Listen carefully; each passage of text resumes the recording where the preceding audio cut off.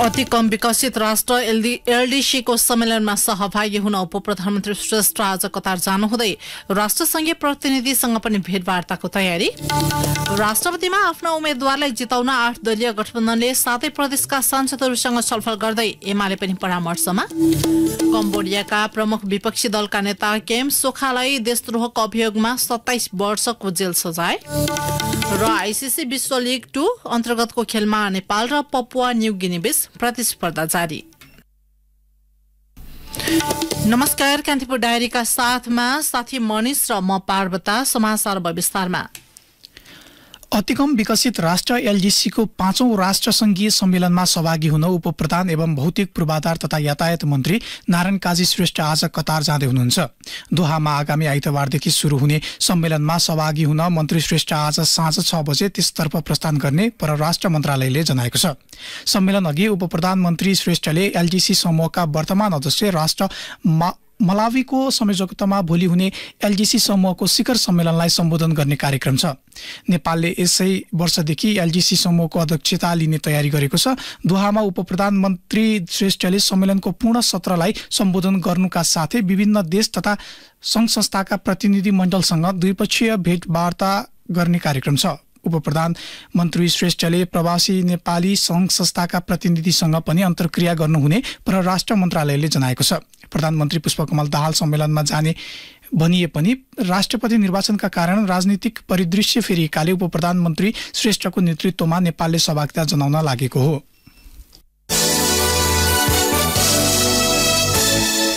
भावी राष्ट्रपतिमा आफ्ना उम्मेद्वारलाई जिताउन नेपाली कांग्रेस नेतृत्वको गठबन्धन र एमालेले आज पनि आन्तरिक र अन्य दलहरूसँग छलफल गर्दैछन्।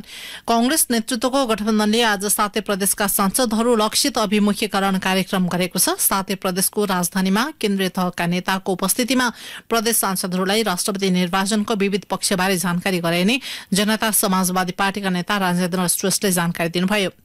यता एमालेले राष्ट्रपतिका उम्मेद्वार सुभाष नेमाङको पक्षमा समर्थन जुटाउन आज लोकतान्त्रिक समाजवादी पार्टी लोसपाका नेताहरूसँग छलफल गरेको छ। एमालेले 8 दलीय गठबन्धन आबद्ध दलहरूसँग पनि आफ्ना उपाध्यक्ष नेमाङलाई राष्ट्रपतिका लागि मत मागिरहेको हो। त्रिभुवन विश्वविद्यालय त्रिवीले आगामी चैत्र 5 गते सञ्चालन गर्न लागेको स्वतन्त्र विद्यार्थी युनियन सोबियुको निर्वाचन प्रक्रिया आज सुरु भएको छ। प्रत्येक क्याम्पस प्रमुख संरक्षक हुने गरी निर्वाचन समिति गठन गरिएको छ। सो समितिले नै क्याम्पसमा सोबियु निर्वाचन गराउनेछ। त्रिवीका शिक्षाध्यक्ष प्राध्यापक डाक्टर शिवलाल भुसालको अध्यक्षतामा 16 सदस्यीय सोबियु निर्वाचन केन्द्रीय अनुगमन तथा समन्वय समिति यसअघि नै गठन गरिसकिएको छ। आगामी चैत्र 5 मा देशभरका त्रिवीका 62 आंगिक र 1040 सम्बन्धन प्राप्त क्याम्पसमा सोबियु निर्वाचन हुँदैछ। विश्वविद्यालय अन्तर्गतको विद्यार्थी कल्याण तथा खेलकुद निर्देशनालयले सार्वजनिक गरेको कार्यतालिका अनुसार निर्वाचनमा भाग लिन चाहने विद्यार्थी संगठनले आज दर्ता गर्दैछन्। फागुन 21 गते निर्देशनालयले मतदाताको नामावली प्रकाशन गर्नेछ। सो नामावली माथि फागुन 25 गते दिउँसो 1 बजे भित्र दाबी विरोध गर्न पाइने तथा दाबी विरोध माथि छानबिन गरेर सोही दिन साँझ 5 बजे मतदाताको अन्तिम नामावली प्रकाशित गरिने जनाइएको छ।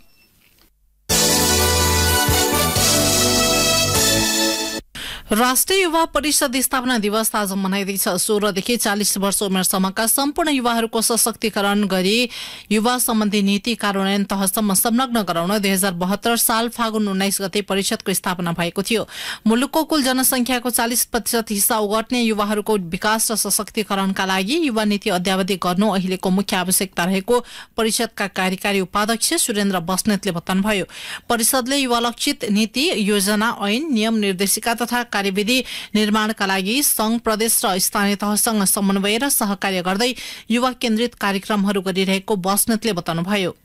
परिषदले युवा भिजन 2025 तथा 10 वर्षीय रणनीतिक योजना अनुसार युवाका लागि गुणस्तरीय र व्यावसायिक शिक्षा तथा रोजगारी, उद्यमशीलता, शिव विकास, स्वास्थ्य र सामाजिक सुरक्षा जस्ता विषयमा काम गरिरहेको जनाएको छ।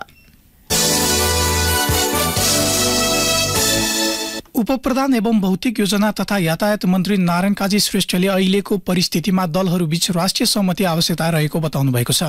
दोलखाको चरीकोटमा आजबाट सुरु भएको दोलखा महोत्सवको उद्घाटन गर्दै मन्त्री श्रेष्ठले देशको अवस्था जटिल बन्दै गएको भन्दै दलहरूबीच सहमतिको विकल्प नरहेको बताउनुभयो। लोकतन्त्रमाथि प्रहार भइरहेकाले उपलब्धि जोगाउन दलहरू मिल्नुपर्ने उहाँको भनाइ थियो। फरक प्रसङ्गमा मन्त्री श्रेष्ठले पुँजीगत खर्च कमजोर अवस्थामा रहेको कारण विकास निर्माणले गति लिन नसकेको बताउनुभयो। देशलाई आर्थिक सङ्कटमा जान नदिन सबै पक्षको सहकार्य आवश्यक रहेको उहाँको भनाइ थियो। 9 दिनसम्म चल्ने महोत्सवमा स्थानीय उत्पादन, घरेलु हस्तकला प्रदर्शनी लगायतका स्टल राखिएका छन्।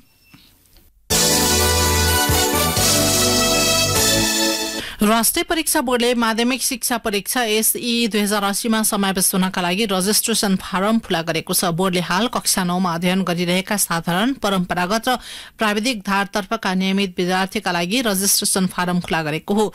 बोर्डका अनुसार अक्षराङ्कन पद्धतिबाट कक्षा 8 पूरा गरेको वा सुसरहको वार्षिक परीक्षामा उत्तीर्ण भएकाले यस्तो फारम भर्न सक्नेछन्। 2072 देखि 2077 सालसम्मका विद्यार्थीले अनिवार्य विषयमा न्यूनतम D+ ग्रेड र 2078 सालमा न्यूनतम D ग्रेड प्राप्त गरेको ग्रेड सिट र जन्म दर्ता प्रमाणपत्र बुझाउनु पर्ने सूचनामा उल्लेख छ। बोर्डले रजिस्ट्रेसन फारम फागुन 19 देखि आजदेखि चैत मसान्तभित्र बुझाउन सक्ने गरी समयावधि तोकिएको छ। 2080 साल वैशाख 15 गतेसम्म दोब्बर दस्तुर बुझाएर फारम भर्न सकिने पनि बोर्डले सूचना मार्फत उल्लेख गरेको छ। विद्यार्थीले बुझाएको फारमलाई शिक्षा विकास तथा समन्वय इकाइले अनलाइन एन्ट्री गरी विद्यालयलाई आगामी 2080 सालको असार मसान्तसम्म रुजु गर्न पठाउनु पर्ने कार्यतालिका तोकिएको छ। यस्तै विद्यालयले रुजु गरी इकाइमा साउन 15 गतेसम्म पठाउनु पर्ने। इकाइले रजिस्ट्रेसन नम्बर कायम गर्न विद्यालयगत विवरण भदौ मसान्तसम्ममा परीक्षा नियन्त्रण कार्यालयमा पठाउनु पर्ने र परीक्षा नियन्त्रण कार्यालयबाट असोज मसान्तसम्ममा कायम भएको रजिस्ट्रेसन नम्बर सहितको विवरण इकाइले सम्बन्धित शिक्षा विकास निर्देशनालय र सम्बन्धित विद्यालयमा पठाउने गरी कार्यतालिका तय गरिएको छ। विद्यार्थीले रजिस्ट्रेसन फारम भर्दा आफू नियमित रूपमा अध्ययन गरिरहेको विद्यालयबाट मात्र भर्नु पर्नेछ। एक वा सोभन्दा बढी विद्यालय वा जिल्ला वा स्थानबाट भरेको पाइएमा दुवैतर्फको फारम स्वतः रद्द हुने बोर्डले जनाएको छ। फारम इकाइले उपलब्ध गराउने व्यवस्था गरिएको छ। बोर्डले पनिका कक्षा 10 को वेबसाइटमा पनि फारम राखेको छ। कान्तिपुर डायरीमा अब ब्रेकको पालो। ब्रेकपछि कान्तिपुर डायरीमा अब अन्तर्राष्ट्रिय प्रसङ्ग। कम्बोडियाका प्रमुख विपक्षी दलका नेता केम सोखालाई देशद्रोहीको अभियोगमा 27 वर्षको जेल सजाय सुनाइएको छ। सोखालाई चुनावको कुनै पनि प्रक्रियामा सहभागी हुन समेत प्रतिबन्ध लगाइएको छ। सोखामाथि प्रधानमन्त्री हुन सेनको सरकारलाई परास्त गर्न विदेशी शक्तिहरूसँग मिलेर षड्यन्त्र गरेको आरोप लगाइएको थियो। केम सोखालाई सन् 2013 को एक भिडियोको आधारमा पहिलो पटक सन् 2017 मा गिरफ्तार गरिएको थियो, जुन भिडियोमा उनले आफूले अमेरिकी प्रजातन्त्र समर्थक समूहहरूको समर्थन पाएको बताएका थिए। उनले आरोप अस्वीकार गर्दै आफू विरुद्धको मुद्दा निराधार भएको बताएको बीबीसीले उल्लेख गरेको छ। प्रधानमन्त्री सेन सन् 1985 देखि सत्ताको नेतृत्व गर्दै विश्वका सबैभन्दा लामो समयसम्म सत्तामा रहने नेताको रूपमा चिनिन्छन्। कम्बोडियामा जुलाईमा आम निर्वाचन हुँदैछ। प्रधानमन्त्री सेनले यस पटकको निर्वाचनमा आफ्नो जेठो छोरा हुन माटेनलाई सत्ता हस्तान्तरण गर्ने योजना बनाइरहेको बताइएको छ। भारत र चीनबीच जारी सीमा विवाद समाधानका निम्ति दुई देशका विदेश मन्त्री बीच छलफल भएको छ। भारतको नयाँ दिल्लीमा G20 राष्ट्रको मन्त्री स्तरीय सम्मेलनका क्रममा भारतीय विदेश मन्त्री एस जयशंकर र चीनिया समकक्षी क्विन गाङ बीच साइडलाइन भेटवार्ता भएको हो। भेटका क्रममा द्विपक्षीय चुनौतीबारे छलफल भएको भारतीय विदेश मन्त्रालयले जनाएको छ। सीमा क्षेत्रमा जारी तनाव र शान्तिका निम्ति दुई पक्षबीच छलफल भएको विदेश मन्त्री जयशंकरले उल्लेख गर्नुभएको छ। भारतको हिमाली क्षेत्र लद्दाखमा चीनसँग तनाव जारी छ भने दुई मुलुकबीच गलवान उपत्यकाको विवाद पनि टुङ्गो लागेको छैन। यसैबीच भारतमा सुरु भएको G20 राष्ट्रका विदेश मन्त्रीहरूको सम्मेलनमा युक्रेनमा रसियाको हस्तक्षेपको विषयले प्रवेश पाउँदा वातावरण तनावपूर्ण बनेको छ। रुसी र अमेरिकी दुवै विदेश मन्त्री सहभागी भएको सम्मेलनमा युक्रेन युद्धले बढी महत्व पाएपछि आर्थिक मुद्दाहरू ओझेलमा परेका छन्। अब खेल प्रसङ्ग। युएईमा जारी त्रिकोणात्मक एकदिवसीय अन्तर्राष्ट्रिय सिरिज अन्तर्गतको तेस्रो खेलमा पपुवा न्युगिनी PNGले नेपाल सामु 180 रनको लक्ष्य प्रस्तुत गरेको छ। 49.2 ओभरमा अल आउट हुँदै पीएनसीले 16 लक्ष्य प्रस्तुत गरेको हो। सो खेलमा नेपालका लागि सुम्पाल कामी र दिपेन्द्र सिंह ऐरीले समान 2-2 विकेट लिए। करण केसी, सन्दीप लामिछाने र कुशल मल्लले समान 1-1 विकेट हात पारे। नेपालले केही बेरमा जवाफी ब्याटिङ गर्दैछ। लिग 2 अन्तर्गतको 8औं श्रृङ्खलामा नेपालले 1 मा जित र 1 मा हार बेहोरेको छ। पहिलो खेलमा पपुवा न्युगिनीलाई 4 विकेटले हराएको नेपाल हिजो भएको दोस्रो खेलमा घरेलु टोली युएईसँग 68 रनले पराजित भएको थियो। घरेलु मैदानमा भएको सिरिज क्लिन स्वीप गरेको नेपालले लिग 2 का 6 खेल खेल्न बाँकी छ। पुरै खेल जितेको खण्डमा नेपालले 1 दिवसीय अन्तर्राष्ट्रिय मान्यता जोगाउनुका साथै शीर्ष 3 भित्र रही सोझै अर्को वर्ष जिम्बाब्वेमा आयोजना हुने विश्वकपका लागि छनौट हुनेछ।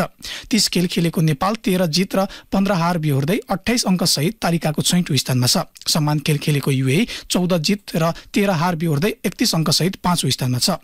लिग 2 मा कमजोर प्रदर्शन गरेको पपुवा न्युगिनी 30 खेलबाट 3 जित र 26 हार बेहोर्दै 7 अङ्क सहित पुछारमा छ।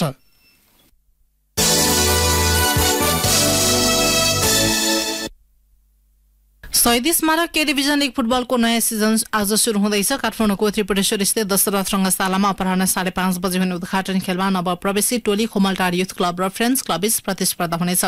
14 क्लबले सहभागिता जनाउने लीगका खेलहरू दशरथ रङ्गशाला, च्यासल खेल मैदान र साधु बाटो स्थित एन्फा मैदानमा हुनेछन्। शहीद स्मारक के डिभिजन लीगको यो सिजनमा खोमलटार र चर्च बोइज युनाइटेडले डेब्यू गर्न लागेका हुन्। लीगको विजेताले 75 लाख, उपविजेताले 50 लाख तथा तेस्रो हुने टोलीले 25 लाख रुपियाँ पुरस्कार प्राप्त गर्नेछन्। डबल राउन्ड रोबिनका आधारमा हुने लीगमा कुल 182 खेल हुने अखिल नेपाल फुटबल संघ एन्फाले जनाएको छ।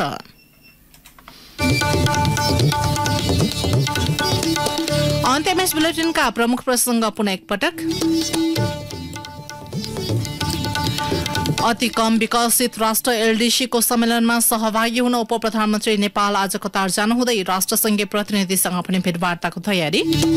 राष्ट्रपतिमा आफ्ना उम्मेद्वारलाई जिताउन 8 दलीय गठबन्धनले 7 प्रदेशका सांसदहरूसँग छलफल गर्दै एमाले पनि परामर्शमा। सांसदहरूसँग कम्बोडियाका प्रमुख विपक्षी दलका नेता केम सोखालाई देशद्रोहको अभियोगमा 27 वर्षको जेल सजाय। आईसीसी विश्व लीग 2 अन्तर्गतको खेलमा नेपाल सामु पपुवा न्युगिनीद्वारा 180 रनको लक्ष्य प्रस्तुत। हवस् त यिनै प्रसङ्गसँगै कान्तिपुर डायरीको यो बुलेटिन यही सकिन्छ। 4 बजे हेल्थ एन्ड एजुकेसन डायरी हुनेछ। साथी मनिष र म पार्वता आज्ञा माग्छौं। नमस्कार।